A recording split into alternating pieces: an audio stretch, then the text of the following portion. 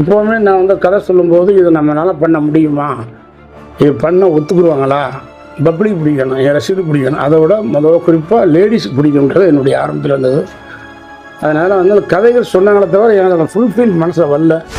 ஒரு ஒரு இதாக போகும் எனக்கு. பிகாஸ் நான் வெறும் நடிகனாக இருந்தால் எனக்கு தெரிஞ்சுக்காது. நான் தேட்டரில் வேலை செஞ்சு அசிஸ்டண்ட் ஆகி ஆகிறதுல 40 கூட வேலை செஞ்சுருக்காது, யாருக்குமே தெரியல. 40 வேலை செஞ்சு அப்புறம் 5 டைரக்டர் ஆகிட்டு ஹீரோ வாழ்ந்து நான் தான்.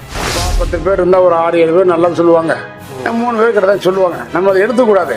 அது இன்னைக்கு இல்லை, ஒரு 60 வருஷம் முன்னாலேயே வாழ்ந்தாலும் ஏசும் தாழ்ந்தாலும் ஏசும் வையகம் இதான் கொண்டு போயிட்டேன். ஸோ எப்படி போனாலும் நமக்கு பிடிச்சவங்க பிடிச்ச மாதிரி பேசுவோம், பிடிக்காம பேசுவோம். யாருமே விட மாட்டாங்க. ஐயோ நீ வந்து நாடகம் பாரு, விடிய வெடித்து நாடகமா போகக்கூடியா, ஹரிச்சந்திராவா, சத்யஜாத்திரியா பாரு. ஆனால் ஒரு ஷோ பார்த்து யாராவது சொல்லிட்டாங்கன்னா எங்கள் அண்ணன் அடிச்சு விடுங்க. சினிமா மட்டும் விட மாட்டாங்க. பாட்டு கச்சேரி போகலாம், கராட்டம் பார்க்கலாம், ஒயிலாட்டம் பார்க்கலாம், நாடகம் பார்க்கலாம், எல்லாம் பார்க்கலாம். சினிமா மட்டும் பார்க்க முடியும். ஆனால் ஒவ்வொரு நாளும் ஒரு ஷோ ஸ்கூலை கட்டடிச்சு தெரியாமல் போய் அப்படியே மாற்றி பாருங்க. இன்னைக்கு கூட சொல்லுவாங்க, இல்லை இவர் நடிக்கல இப்படி ஆகும் அப்படி ஆகும், தலைவரை ஃபாலோ பண்ணார் அவர் இப்படி சார். அப்படிலாம் கிடையாது. நான் 5 படம் கதை, திரைக்கதை, வசனம், டைரக்ஷன் பண்ணேன். 5 படம் என் படம் தான். ஒரு சீனும் வரல. நீங்கள் அப்போ பார்த்துக்கணும். நடிப்பை நம்ம விரும்பலை சார். வணக்கம். உங்கள் ரசிகர்கள் எல்லாருமே வந்து பார்த்தீங்கன்னா எப்போ வந்து இவர் நடிக்கவே வரல அப்படின்ற மாதிரி ஒரு பெரிய கோவத்தில் இருந்தாங்க.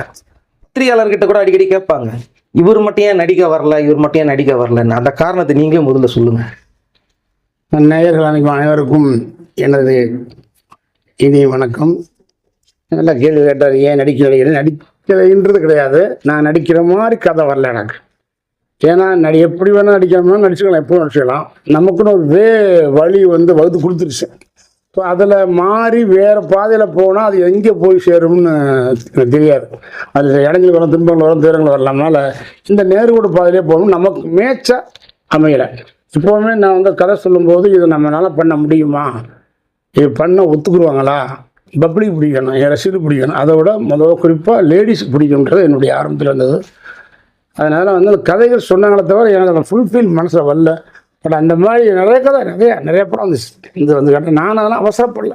ஏன்னா என்னென்னா எனக்கு இன்றைக்கி வந்து நம்ம மேலூர்லேருந்து வந்து ஒரு குமரேசன் ஒரு கேரக்டர் ராமராஜ் நாயில் இந்த அளவுக்கு பேசு இந்த அளவுக்கு போகணும்னா மிகப்பெரிய இன்றைக்கி எனக்கு போதும்னு ஆகிப்போச்சு.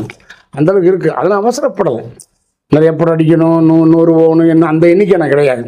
எத்தனை பேர் மனசில் இருக்கிறவங்க எண்ணிக்கை தான் எனக்கு முக்கியமே தவிர எனக்கு படங்கள் அதை நிறையா பண்ணணும் இல்லை. ஆனால் அப்போ பிஸியாக இருக்கும்போது நிறையா ஒத்துக்கிட்டேன். டக்குன்னு ஒத்துக்கிட்ட காரணம் என்னென்னா, நிறையா படங்கள் பண்ணணும், நிறைய லைஃப் வரும், நிறைய சாங் பண்ணலாம் அப்படிங்கிற மாதிரி வேகத்தை ஒத்துக்கிறத தவிர ஒரு ஸ்டேஜுக்கு அப்புறம் பெரிய பேனர் போகிற என்ன பண்ணிட்டாங்கன்னா ஒட்டுமொத்தம் கேட்க ஆரம்பிச்சிட்டாங்க. ஒரு மாதம் வரும்போது நம்ம கொடுக்க முடியாது.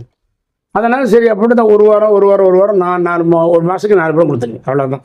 மார்னிங் 7 டப்பிங் போவேன். அந்த மாதிரி ஒரு விஷயம் தான் நடக்கணும்.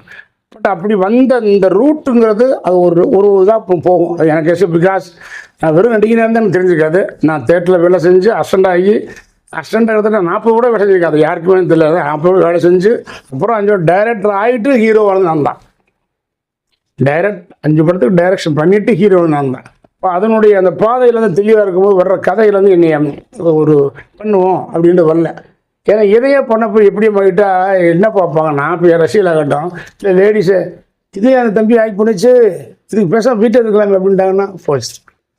ஸோ இது நாங்கள் படங்கள்லாம் நம்ம கொண்டு வந்த ஒரு விதம் போயிருக்கிறத நான் அதை பண்ணாமல் இருந்தேன். கதையில் வந்தது எனக்கு பண்ணணும் அப்படின்னா இந்த சாமானிய படம் எனக்கு சொன்னதில் கொஞ்சம் டெவலப் பண்ணி பார்க்கலாம் அப்படின்ற தோணுச்சு. பண்ணேன். அது ஓரளவு நல்லது. இன்னும் கொஞ்சம் சரியாக அது ஒரு முறையான பண்ணியிருந்தால் நான் வந்திருக்கோம். டக்கு படங்கள் வரும்போது இப்போ தான் திரும்பி உங்களுக்கு அந்த காலத்துலலாம் 50 நாள் 100 நாள் போய் இது கூட இன்றைக்கி போடிக்கிட்டு இருக்குது வரைக்கும். யாரும் இடத்துல 50 நாள் வரப்பு கேட்டால் நாங்கள் ஒரு பெரிய விஷயம் தான். ஒரு நல்ல படம், எல்லாருமே படம் நல்லா இருக்குது. நெகட்டிவ் விமர்சனம் எதுவுமே வரல, அதுதான் சந்தோஷம். உங்கள் பாடல்கள் வந்து யூடியூப்ல பார்க்கும்போது கீழே இருக்கிற வந்து கமெண்ட் பாக்ஸில் போடுவாங்க, நல்ல நடிகர்ப்பா, ஆனால் ஏன் தான் ஒரு நடிக்கல அப்படிங்கிற மாதிரி கோவத்தில் நிறைய பேர் உங்களை திட்டினது உண்டு. கீழே வந்து பிரமாதமான நடிகர் இவர், அப்படி ரொம்ப இயல்பாகவே இருக்கும், அவர் வந்து நடிக்கிற மாதிரியே இருக்காது அப்படிங்கிற மாதிரி. நீங்கள் அந்த கமெண்ட் எல்லாம் படிச்சிருக்கீங்களா? கமெண்ட்டில் நான் பார்க்க மாட்டேன் சார், அதெல்லாம் பார்க்க மாட்டேன். நான் வந்து பார்ப்பேன், ரெக்கமெண்ட் கமெண்ட்லாம் படிக்க மாட்டேன், ரெக்கமெண்ட் இல்லை. இப்போ நான் அதை பற்றி சொல்லுவாங்க தான், நான் சொல்லுவேன். இப்போ 10 பேர் இருந்தால் ஒரு 6-7 பேர் நல்லா சொல்லுவாங்க, 3 பேர் கிட்ட தான் சொல்லுவாங்க. நம்ம அதை எடுத்துக்கூடாது. அது இன்னைக்கு இல்லை, ஒரு 60 வருஷம் முன்னாலேயே வாழ்ந்தாலும் ஏசும் தாழ்ந்தாலும் ஏசும் வையகம் இதான் கொண்டு போயிட்டேன். ஸோ எப்படி போனாலும் நமக்கு பிடிச்சவங்க பிடிச்ச மாதிரி பேசுவாங்க, பிடிக்காம பேசுவாங்க. எனக்கு என்ன சந்தோஷம், எனக்கு பிடிச்சவங்க சொல்கிறத விட ஒரு பிடிக்காதவங்க சொல்கிறாங்கல்ல, அப்போ நான் நினைப்பேன் இந்த 3 தம்பிகளுக்கு நம்மளை பிடிக்கல, நம்மளை திட்டுறதுனால அந்த பையன் சந்தோஷப்படுறாப்புல, அந்த பையன் சந்தோஷப்படுறதுக்கு நான் ஒரு காரணமாக இருக்கேன்ல, எனக்கு அது போதும் நினைப்பேன். அதையும் நான் வைக்க மாட்டேன். சார் நீங்கள் எந்த ஊர் சார்? உங்கள் அப்பா அம்மாலாம் என்ன சார் பண்ணிட்டு இருந்தாங்க? அப்பா வந்து அப்போ ராமநாதபுரம் மாவட்டம் சிவகங்கை பக்கம் ஒக்கூன்றது அப்பா வரும். அவர் ராஜபாட் நடிகர். ஒக்கூர் ராமையா அப்படின்னா தெரியும் உங்களுக்கு. ஓகே. அம்மா வந்து கடலுக்கு பக்கத்தில் 1 கிலோமீட்டர் குருந்தமுடிங்கிறது தான் எங்கள் அம்மா ஊர். அப்பா நாடக நடிகர் இருக்கும்போது எங்கள் அம்மா போய் பொண்ணு பார்க்க போகும்போது பிடிச்சி அப்போ பொண்ணு வீட்டிலேருந்து எங்கள் ஐயா சொன்னது வந்து இந்த மாதிரி கல்யாணம் பண்ணி தர ரெடியாக இருக்கும், ஆனால் நீங்கள் நடிக்கக்கூடாதுன்ட்டாங்க. ஐயோ, நாடகத்தில் நடிக்கக்கூடாது, நடிக்கல நாங்கள் பணம் தரோம்னு எங்கள் அப்பாவும் எங்கள் அம்மா கல்யாணம்ன்றக்காக அவர் நடிக்கணும்னு சொல்லி கல்யாணம் பண்ணிட்டார். அதனுடைய இந்த பிரிட்டிஷ் சீரிஸ் தான் எனக்கு அந்த எங்கள் வீட்டில் எல்லாருமே அவங்க இருப்பாங்க. மேக்ஸிமம் எங்கள் அண்ணன் சின்ன அண்ணன் வந்து ஹெட் மாஸ்டர், இப்போ ரிட்டையர்டு வரும். நிறைய பேர் எங்கள் மச்சான், எங்கள் அண்ணன், இன்னைக்கு மெட்ராஸ் ஸ்கூல் எங்கள் அண்ணன் எல்லாம் இப்போ அமெரிக்கா சவுத் ஆஃப்ரிக்காவில் ப்ரொஃபஸர், எல்லாருமே பிஹெச்டி. எங்கள் அக்கா பையன் பிஹெச்டி ப்ரொஃபஸர், எங்கள் அக்கா பையன் மணி அனிதா வந்து பிஹெச்டி, எல்லாருமே பெரிய படிப்பு படித்து வாத்தியார் இருக்காரு. எனக்கு மட்டும் படிப்பு இல்லை, அந்த ஒன்லி இந்த நடிப்பு தான் வந்தது. உங்கள் அம்மா எப்படி சார் உங்களை நடிக்க விட்டாங்க? எவ்வளோ எதிர்ப்பு வந்தது? யாருமே விட மாட்டாங்க சார், யாருமே விட மாட்டாங்க. ஐயோ நீ வந்து நாடகம் பாரு, விடிய வெளி நாடகமா, பவளக்குடியா, ஹரிச்சந்திராவா, சத்யஜாத்திரியா பாரு. ஆனால் ஒரு ஷோ பார்த்து யாராவது சொல்லிட்டாங்கன்னா எங்கள் அண்ணன் அடிச்சு விடுங்க. சினிமாவுக்கு மட்டும் விட மாட்டாங்க. பாட்டு கச்சேரி போகலாம், கராட்டம் பார்க்கலாம், ஒயிலாட்டம் பார்க்கலாம், நாடகம் பார்க்கலாம், எல்லாம் பார்க்கலாம். சினிமா மட்டும் பார்க்கணும். ஆனால் ஒவ்வொரு நாளும் ஸ்கூலில் கட்டடிச்சு தெரியாமல் போய் அப்படியே மாட்டி சூப்பர் ஓடியது வீட்டுக்கு. அதனால் சினிமாவை மட்டும் அலோவ் பண்ண மாட்டேன். யாருமே அதை நான் சொல்லலை. ஒரு ஸ்டேஜுக்கு அப்புறம் எனக்கு வந்து நான் படிப்பு படிக்கும் போது என்னென்னா நான் நடிச்சிடுவோம் அப்படி ஒரு முடிவு இருந்தேன். அப்புறம் சரியாக படிப்பு தொடர முடியலை. என்ன பண்ணான்னு போது நம்ம ஒரு தேட்டரில் போய் வேலை செஞ்சுருவோம் அப்படி என் ஃப்ரெண்ட் அங்கே வேலை பார்த்தேன். இப்போ ஒரு டிக்கெட் கொடுத்துட்டு ஒரு ஷோ, ஒரு நாளைக்கு 3 ஷோ வரும்ல, இப்போ 3 ஷோ நம்மளே பார்க்கலாம் அப்படின்னு சொல்ல போகும்போது நம்ம அந்த படம் பார்க்குறதுக்காகவே தேட்டரில் வேலை செஞ்சேன். அது டூரியில் 1 வருஷம் வேலை செஞ்சேன், எல்லா வேலையும் கற்றுக்கிட்டேன், எல்லாம் வந்தேன். அப்புறம் பெருமடத்தில் கணேஷ் தேட்டரு, அங்கே 3 வருஷம் வந்தேன். அந்த டூர் இண்டஸ்ட்ரியில ஆரம்பித்து கணேஷ் தேட்டருக்கு வந்ததுனால தான் நான் சினிமாவுக்கு வர முடிஞ்சிச்சு. அது வந்து ஒரு வழி ரூட்டு போகிறோம். அந்த தேட்டரில் வேலை செய்கிறோம், அங்கே 1.5 வருஷம் நிற்கிறோம். திருப்பி இங்கே ஒரு தேட்டர் கணேஷ் தேட்டர் ஓப்பன் பண்ணுறோம். அங்கே முதலாளி இருக்கிறாரு, அவர் டிஸ்ட்ரிபியூஷன் பண்ணுறாரு. இளமை கொஞ்சம் அடிக்கிறது, துணியெல்லாம் அவர் டிஸ்ட்ரிபியூஷன் பண்ணார். அப்போ அங்கே காரக்குணாரன் சார் வந்து தேட்டருக்கு வரும்போது அந்த பழக்கம். எங்கள் முதலாளிக்கு வரும்போது அவர் நோட்டீஸ் உள்ள விட்டார். இது ரூட் வந்து மெட்ராஸில் வந்த கதை, சினிமாவில் வந்த கதை. உங்கள் அப்பா வந்து பார்த்தீங்கன்னா நாடகத்தில் சாதிக்கணும்னு சொல்லிட்டு அவருக்குள்ள ஒரு ஆசை இருந்துகிட்டு இருக்கும்.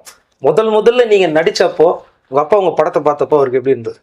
இல்லை, அது அவளை நான் கேட்கல, அதெல்லாம் நான் அவரை கேட்கல. அந்த நான் நடிச்சுக்கிட்டே இருந்தேன், போனேன் வருவேன், போகும்போது எப்போ ஊருக்கு போகும்போது கேட்பாங்க, சொல்ல மாட்டாங்க, அவங்க சொல்லாமல் இருப்பாங்க அவங்க. ஆனால் அவர் நடிக்கும் போதெல்லாம் நான் பிறக்கல. இல்லை, இன்னும் அவருக்குள்ள அந்த இதுவும் இருக்கும்ல, ஆசை இருக்கும்ல, ஒரு கலைஞருக்கு வந்து கடைசி வரைக்கும் அது விட்டு போகவே சந்தோஷப்படும். அவ்வளோதான், சந்தோஷப்படுவார். இப்படி அதான் என்ன பண்ண போகிறேன், வினத்தை போய் நடிக்க போகிறேன் வைக்க போகிறேன்னாங்க. அப்போ நடிச்சு அவங்க வந்து அதை பற்றி அதை தூணிக்கிறது இல்லை. சரி, தமிழ் நடிக்கிறேன் அப்படின்றது அவங்க அதை வந்து அதை திட்டுறதோ இல்லை வந்து அது இது ஏண்டா அப்படின்றதோ பிறகு அந்த மாதிரி தான் முடியும். சாதாரண விவசாய குடும்பம் தானே உங்களுக்கு பிரச்சனை. உங்கள் முதல் படம் அனுபவம் சொல்லுங்கள், அது எப்படி உங்களுக்கு அமைஞ்சது சார் முதல் படம்? ஃபஸ்ட்டு அதாவது நடிக்கணும்னு வர்றேன். ஆனால் ஒரு 2 சின்ன படத்தில் நடித்தேன். முதலாளி மயிலூர் அம்பலரையா, ஒரு மீனாட்சிங்கிற பேர். அவர் ரெக்கமெண்டேஷனில் இங்கே டைரக்டர் காரக்குணாரன் சார் மூலமாக ராமநாதன் சார் ராஜசேகரோட சேர்ந்து அந்த லிங்கில் ஆரம்பித்தாரு. சின்ன வேஷங்கள் ஆக்ட் பண்ணேன். ஒரு 10 படம் இருக்கும். மீனாட்சி குங்குமம், பட்டம் பறக்கட்டும், அப்புறம் இளஞ்சோடியல், கண்ணீராதாவில் ராதா பொண்ணுவாக போடுவேன் நான். கார்த்திக் சார் கூட ஆடிக்கிட்டு இருப்பேன். அப்புறம் சோப்பு மல்லி, இந்த சில படங்கள்லாம் சுமையெல்லாம் ஆக்ட் பண்ணிட்டே இருந்தேன்.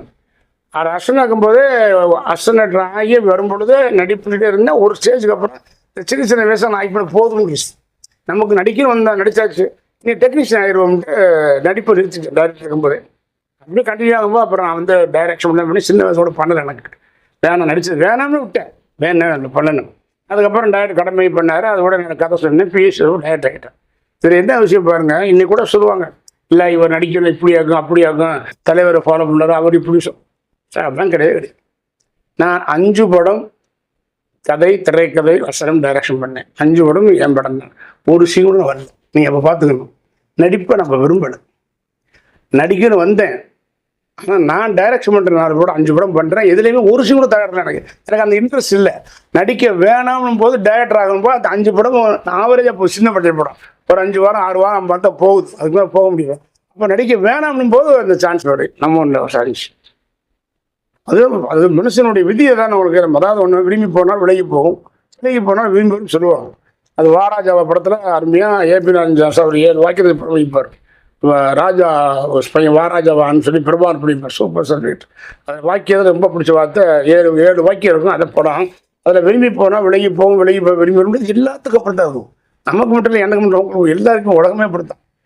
நம்ம விரும்பும்போது கொஞ்சம் கிடைக்கிறோம், வேணாம் போப்பா அதுவும் வந்துடும். அது மாதிரி நான் நடிக்கவே விருப்பம் போது நம்ம தேடி வரும். கதையை கேட்டேன், பிடிச்சதை நடித்தேன். முதல் படமே எனக்கு அப்படி அமைஞ்சது. எனக்கு ஒரு சாட்டிஸ்ஃபேக்ஷன். இவ்வளோ காலமாக சினிமா நான் சின்ன வயசில் 10 வயசில் ஆரம்பித்ததுக்கு தடவை ஒரு 12 வருஷம் பார்க்காத படம் எல்லா படம் பார்த்தேன். தேட்டர் விலையும் அவ்வளோ படம் பார்த்துருக்கேன்.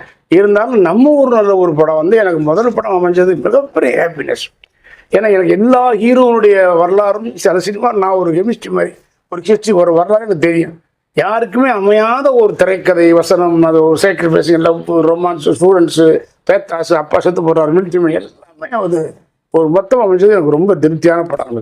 அது கோயம்புத்தூர் ஐ கிளாஸ் சிட்டிலேயே 100 ஓடிச்சு.